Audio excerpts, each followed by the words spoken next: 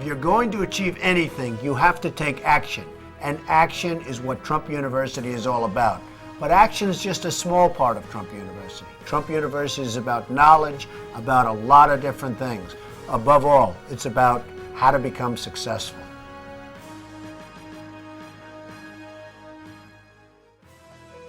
Donald Trump is without question the world's most famous businessman. As a real estate developer, he has reshaped the New York skyline with some of that great city's most prestigious and elegant buildings. Trump Tower, for example, with its spectacular marble and gold foyer, attracts some 2.5 million visitors a year. Mr. Trump is also a leading player in the casino and entertainment industries. And today, he is best known to millions of viewers worldwide as the star of The Apprentice. Mr. Trump is the author of many books, including The Art of the Deal, How to Get Rich, and Think Like a Billionaire. Now Donald Trump brings his years of experience to the world of business education. With the launch of Trump University, he makes the very best of America's business education available to you and others like you who seek a life of success, fulfillment, and prosperity.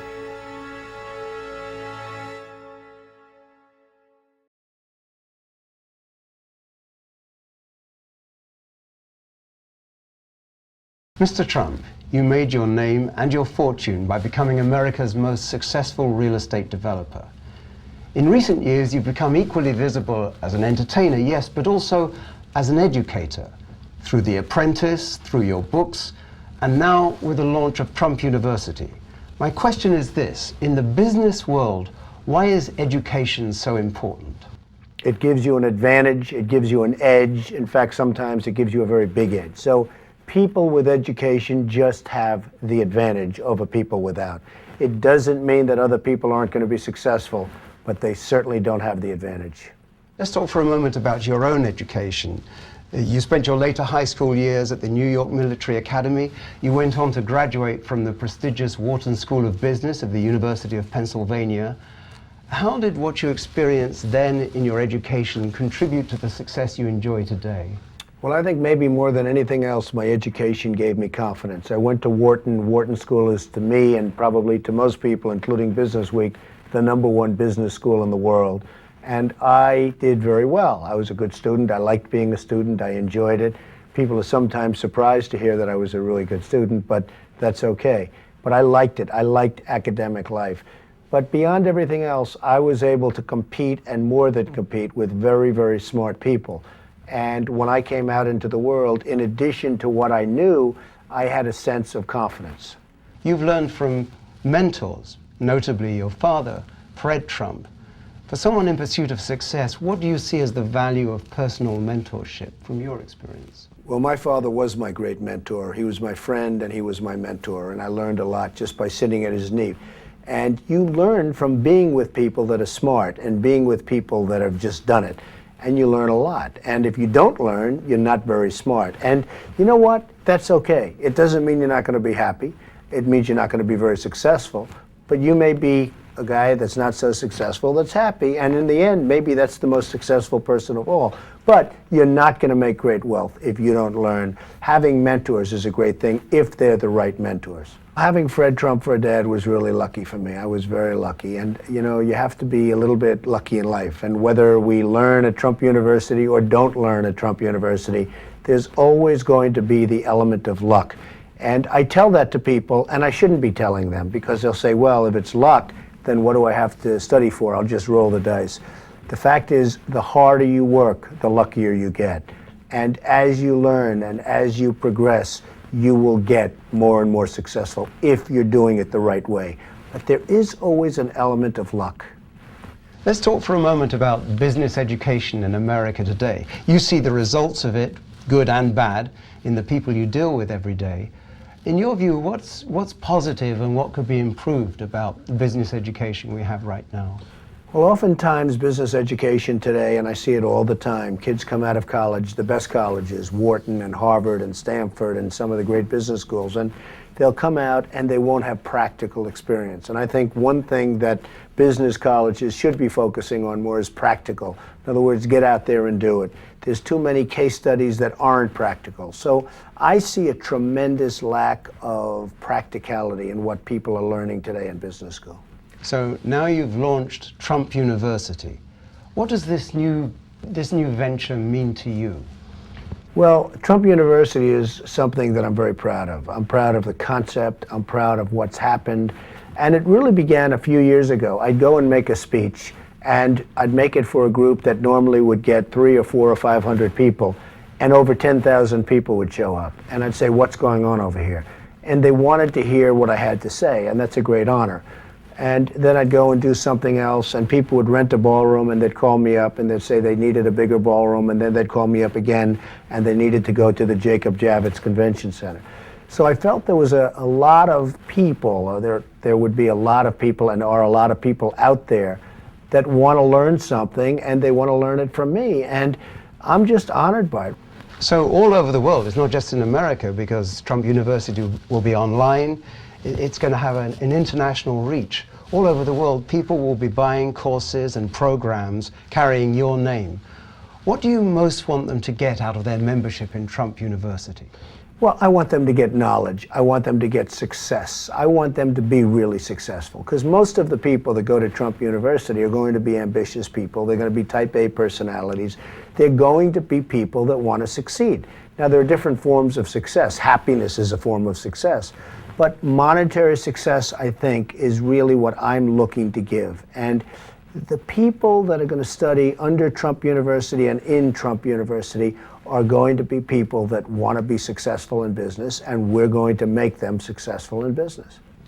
The faculty of Trump University, the people who are going to be doing the teaching, are emphasizing what they call learning by doing, a big focus on action, on testing new knowledge out by trial and error. From what you're saying about the missing element in current business education, that would seem to have a relevant value to you. I think that's true, and relevant value is something that's very, very hard to define. Value is a very hard word to define, but I have terrific people coming in, and we're going to have professors and adjunct professors that are absolutely terrific, terrific people, terrific brains, successful, the best. We are going to have the best of the best. And honestly, if you don't learn from them, if you don't learn from me, if you don't learn from the people that we're going to be putting forward, and these are all people that are hand-picked by me, then you're just not going to make it in terms of the world of success. And that's okay, but you're not going to make it in terms of success. Well, the chances are that the person watching this conversation has made a decision to create greater success and wealth in their life. What are the essential qualities of mind required? Well, I think that, number one, the people that are watching us right now are really people that are very driven, and they're driven toward financial success and success generally. I believe that Trump University, if I can teach one thing, and there are going to be many things, and we're going to be very specific, but if I can teach one thing, it's you must love what you're doing. If you don't love what you're doing, you'll never, ever be successful. You and I can work hours and hours on trying to teach somebody something, but if that person doesn't love what he or she really is doing, we're wasting our time. The other thing is never, ever give up. Just keep going forward. Never stop. It may seem like you have no chance. It may seem like it's over. Never, ever quit. If you're a quitter, I hope you quit right now and stop watching immediately, because you'll never make it. You've written about quite often about the power of positive thinking, and in fact your father, I believe, was a friend of Norman Vincent Peale, who wrote a famous book of that name. Obviously, having a positive attitude feels better, but does it really impact business results? The Power of Positive Thinking was one of the great books ever written, and one of the great business books, actually, in a sense, although Norman Vincent Peale didn't mean it to be a business book. But Power of Positive Thinking, when you think of it, it makes so much sense. And I'm a big believer. But I'm also a believer in the power of negative thinking. And the reason is that you really want to guard against the downside. You can't just go in like it's a big bowl of roses. If you think somewhat negatively, and I say that in all due respect, and keep your guard up. You know, the fighters have an expression, keep the left up. They mean keep the left up and block from the punches. Having a little bit of negativity is not so bad because you'll keep that guard up and you'll keep your defenses up. So having a little bit of negativity is not so bad. But overall, the power of positive thinking, wonderful. Your latest book is called Think Like a Billionaire. When did you first think like a billionaire? Before you became one or afterwards? Well, I really think that I began thinking like a billionaire when I was in high school and when I was in preschool. I've always had this kind of thought process that was very positive but very guarded. And that's what I mean by negativity. But it was positive but guarded. And I think that when I wrote the book, and the reason it became a #1 bestseller, and even, I guess, to a certain extent, a bigger bestseller, was the one I wrote just before it, How to Get Rich. Trump, How to Get Rich. And it's been a tremendous selling book. I happen to think the title is better. I think the books are equal, and maybe Billionaire is actually better. But the title of How to Get Rich, I mean, that says it all. That says it better than Think Like a Billionaire. Think Like a Billionaire is wonderful, but people aren't relating to it and can't relate to it as much as Trump, How to Get Rich.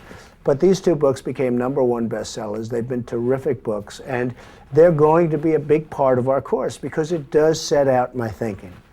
Your first book, The Art of the Deal, begins with a simple sentence that many people might find hard to understand. You say, I don't do it for the money. Can you explain that? Well, I do it because I love it. If I didn't love it, I wouldn't do it. I have bad days, I have good days, I have days somewhere in the middle. But the end result is I love what I'm doing, and I don't do it for the money. And I make money because probably I'm not doing it for the money. I do it, and I do it well. I'm the biggest developer in New York. I love building buildings. I have a lot of fun building buildings. The fact is, I do it for fun, I do it for game, I do it for sport. I happen to make a lot of money doing it. If I didn't enjoy it, if I didn't really love what I'm doing, I wouldn't be successful, I wouldn't be sitting with you today, and I wouldn't have Trump University. And what's the implication of that for someone watching this who wants to create greater wealth? What's the message in that, do you think? Well, the message is you have to love what you do. If you do it for the money alone, it's probably not going to work. I have friends where I tell them, get out of this business, which is a good business, and go into another business, which isn't as good a business, because they like the other business better. They'll do better in a less good business, so to speak, than they will in the better business because they like it. You're famous or notorious for your work ethic. You've got everything that most people would dream of, and you don't let up. This quality of self-discipline, is it something that you were born with, or can it be learned? Well, I think self-discipline can be learned. I think you really can teach yourself self-discipline. If you want something badly enough, you'll probably have discipline. If you're going to be a great athlete, you have to work hard. If you're going to be a great business person, you have to work hard. It's no different. It's a different form of work. But self-discipline is a very important word towards success, and you really have to have it. And if you don't have it, most likely you're not going to be successful. You're also renowned as a developer for your obsession with quality, from the big picture architectural concept right down to the last doorknob. How has that contributed to your success? Well, it doesn't have to be all quality. I mean, I know a lot of people that make junk, and they make it inexpensively, and they sell it inexpensively, and there's a market for it, and that's fine. But it doesn't always have to be quality. I mean, not everybody can make the best building, not everybody can make the best golf course or hotel or whatever it is you may be doing, because the world doesn't want the best. I mean, not everybody's going to spend $1,000 a night for a hotel room. People have to spend $20 a night for a hotel room and $10. So you can't always do the best. But you can do relatively the best, and you can do a really good job of it, and you can be very, very successful at doing it. I happen to choose high-end and the best. For me, that works. But not everybody can do that. And if the world did that, it would be a pretty competitive and very sad place. Mr. Trump, so far as I know, you've never been accused of false modesty. Is self-promotion for you a personal sport, or is it a business strategy that others can learn from? Well, I don't consider myself a good promoter. I really consider myself a great builder. I think I build the best product, and then all of a sudden you see this building going up and you see it selling out, and everyone says, oh, Trump did such a great promotion. The fact is that if you take like the Trump World Tower opposite the United Nations that was recently completed, it's a great building. It's the tallest residential building in the world. I built it. I fought on it. I fought the unions. I fought the world. I fought financials. I fought everything. And then I get it built, and it becomes a tremendous success, and everyone said, he's such a great promoter. It had nothing to do with it. The building promoted itself because it was great architecture. Herbert Muschamp in the New York Times recently wrote that it's a great building. I mean, he gave it a tremendous review, and other people have as well. It's just a great building, and it's self-promoted. So I've always considered myself to be a great builder, not a great promoter. Some people would say that I'm a very good promoter. I consider myself to be a great builder. So the lesson in that would be, if I'm understanding you right, don't focus on making your name famous, focus on the quality of what you do. I think that's true. I mean, the name will follow. I know people that want to build up their name, but they haven't done anything. I say you have to do something. You can't just do that. You need the credibility of doing something. And yes, I think that's very well put. There's an art to making money, and there's also an art to keeping money. We might speak here of financial intelligence, the ability to manage cash. How important is that ability, and how can it be developed? Well, managing cash is very important. Managing your wealth is very important. And even myself, in the early 90s, I had some really difficult times. The real estate markets crashed. To be honest, I wasn't totally focused. I was having such a good time. It was coming in too easily. And I went back to work, and I did a great job. I've always said the greatest job I've ever done was from 1990 to 1994. That was the greatest. There were 4 years of hell. And other people went bankrupt, and you'll never hear from them again. And my company became bigger and bigger and stronger to a point where now I'm one of the largest privately held companies in New York, and it's been a real success story. And I believe the Guinness Book of World Records had me as the greatest personal financial comeback of all time. I don't know if that's an honor or not, because I don't view it as a comeback. I view it as just a steady stream of work. Some days are good, some days are bad. But the fact is that I have had a lot of fun, and I've had a good time doing what I'm doing. Well, whether we call it an honor or not, it certainly could be an education and an inspiration. What carried you through those difficult times? Well, I think more than anything else, it was hope. I really felt that I was going to get through it. I owed billions of dollars to banks. Some of it was personally guaranteed. Hundreds and hundreds of millions was personally guaranteed. The real estate markets crashed. So I can't completely blame myself. Congress changed tax laws, which changed real estate and what you do, et cetera, et cetera. And, you know, right in the middle of it, they changed the laws. So sometimes you're a victim of circumstance. Sometimes you're your own worst enemy. But the fact is that I really viewed hope. And I came up with an expression that a lot of people have since used, and this was done in 1990. Survive till 95. That was my expression. Survive till 95. I felt that if I could survive till 95, just keep it going by pennies, by pennies, by pennies, that the markets would change and things would get better. And that's what happened. I kept what I had. I survived till 95. I was a wheeler dealer like nobody. I was out every night having dinner with somebody, whether it was a bank or this or that. I mean, it was somebody always having to do with business. If I went out on a personal dinner, I felt I was doing myself a tremendous disservice. I did nothing but go out to lunches and dinners with bankers and very important people, having only and exclusively to do with my business. And in the end, I survived till 95. The market started changing. The world started getting great. And now my company is much bigger, much stronger than it ever was before, including in the 80s, when a lot of people said, oh, Trump was so great in the 80s. Now they say Trump is greater in the year 2000 and 2005 and the 2000s than he was in the 1980s. So I went back to work. I never, ever worked harder in my life. And now I can honestly say, and everybody else agrees with me, including every newspaper, every business magazine, and everybody that watches The Apprentice on television, that I'm better now than I was, by far, than I was in the 1980s. Speaking of The Apprentice, in the very first episode of the first series, you gathered the candidates in the New York Stock Exchange and then you sent them out onto the streets to sell lemonade. Why is the ability to sell such an essential business skill? I know many, many people, and if they're not salesmen, it's not going to work. They can have the greatest gidget or gadget. They can have the finest piece of real estate. If you can't have and don't have the ability to sell, you're at a tremendous disadvantage. Now, a lot of people make up for the lack of salesmanship by pure brain power, and it can work. You don't have to be a good salesman. Maybe you'll get somebody who is a good salesman to work for you, maybe, if you're lucky enough. But the ability to sell is a wonderful asset, and it's something that the people at Trump University will be very, very cognizant of. It's going to be a very important part of our classes. They used to have classes many, many years ago. My father would take salesmanship classes, and whether it was Arthur Murray or this or that, old line salesmanship classes. And he always felt that was good for him. We are going to have classes in salesmanship at Trump University. It makes your life very much easier. Now, salesmanship's an interesting word. You can learn, you can study, you can do whatever you want to do. Most salesmen are, to an extent, born with it. But if you're not born with it, you can become good. Maybe not great, but you can become good, very adequate.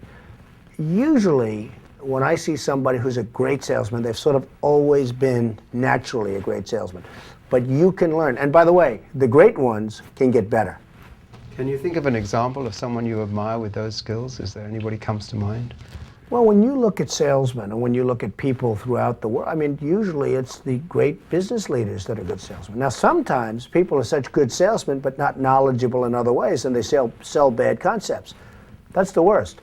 Whether it's Hewlett-Packard, where somebody was a good salesman and sold a concept that obviously doesn't seem to work, or so many other deals where they sold it, but the concept was no good. So in that way, being a good salesman is a negative. Let's suppose that I have a job, but I have the feeling that I want to start my own business. How would I know that I'm the right kind of person for the entrepreneurial life? To me, that's the best question you've asked, and it's also the toughest. Somebody has a family, has a job, they have a nice job, they get X dollars a week, they don't have to worry about very much, it's not going to be great, they're not going to live in Palm Beach, but you know what? They have a job, and it's income coming in. The hardest thing to do, in my opinion, in business is to leave that job and become an entrepreneur, because you're risking your wealth, you're risking your family, your health, your family's health. You're really risking a lot. You have to know in your gut whether or not you have it to be an entrepreneur. Can you handle pressure? Can you handle all of the problems that you're going to be confronted with? And there'll be many, many problems. But the toughest job that somebody has, in my opinion, in business, is to know when to get out of something and when to go in something, because that's a very, very risky proposition. Who do you admire among the entrepreneurial community? Who exemplifies that spirit very well to you? Well, there are so many great leaders today. When you look at Jeff Immelt of GE, he stepped into the legendary Jack Welch's shoes, and he's doing a fantastic job running General Electric. Just a fantastic job. And you look at so many different people. I mean, all you have to do is pick up the New York Times or the Wall Street Journal or the New York Post, and you'll see people that have just done a fantastic job. In real estate, I'm one of those people. In so many other different fields, there are many, many different people. But for every person that's successful, there are many, many more that are unsuccessful. And we're going to make the people at Trump University successful. We're going to give them the clues to success. So, as you say, of course, many people are in a job, in a career, and many of them are committed to staying there and making their success within the corporate world. Now, you own many companies, and you've mentored many employees. What guidance would you give to someone who wants to make a successful career within the corporate world? Well, first of all, I'd say there's nothing wrong with that. I think it's terrific. Don't forget, Jack Welch made a tremendous success within the corporate world. You go up the corporate ladder. That's very different from an entrepreneur. And at Trump University, we're catering to both. There's nothing wrong with starting out at a low level at General Electric or NBC or so many different companies and going up the ladder, and then you become president and chairman of the company and you make a lot of money. You don't make as much money as a successful entrepreneur, but you make a lot of money and you lead a big team. So we're really going to be catering to both. I tell you, there are many people that are much better suited to be within the framework of a major corporation than to be within this other framework of being an entrepreneur. Entrepreneurial skill and talent is very rare, very hard to find, and frankly, it's very scary. As a young man graduating from a top business school, you had many career opportunities, and you chose real estate. What is it about real estate that you love so much that you go on doing it now, even though you don't have to? Well, I think real estate, to me, it just has a feel, it has a touch. You know, I see so many people, they invest their money in the stock market, they lose their money goes down. You might as well just go to Las Vegas and roll the dice. You just have so many different problems with that. And real estate, you can live in it, you can touch it, you can see it, you can rent it. Even if you don't get as much rent as you were thinking you were going to get, you can rent it. But there's so many assets that I see to real estate. But I'm not here as a real estate person. I'm here as a business person.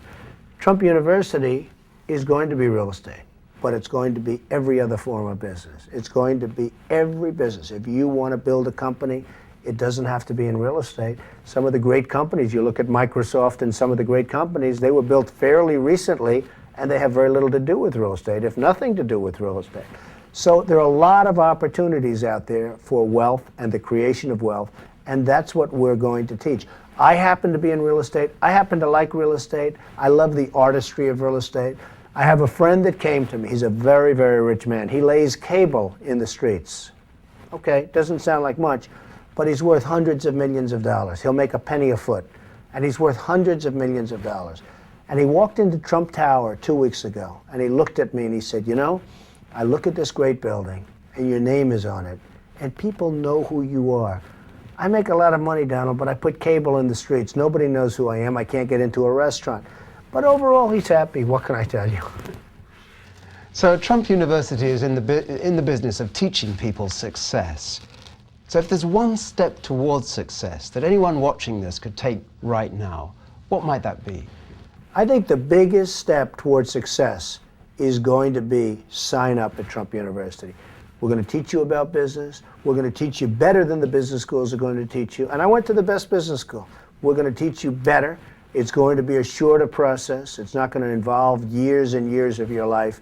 It's going to be less expensive. And I think it's going to be a better education. And it's going to be what you need to know. It's not going to be a lot of different theory that doesn't matter and will never be put to use.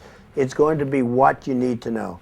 So we're going to teach you business. We're going to teach you life. We're going to teach you salesmanship. We're going to teach you what you need to know. And we're going to also make sure that no matter what you do, as I said before, you're going to love it. Because if you don't love it, it's never, ever going to work. Donald Trump, thank you very much. Thank you.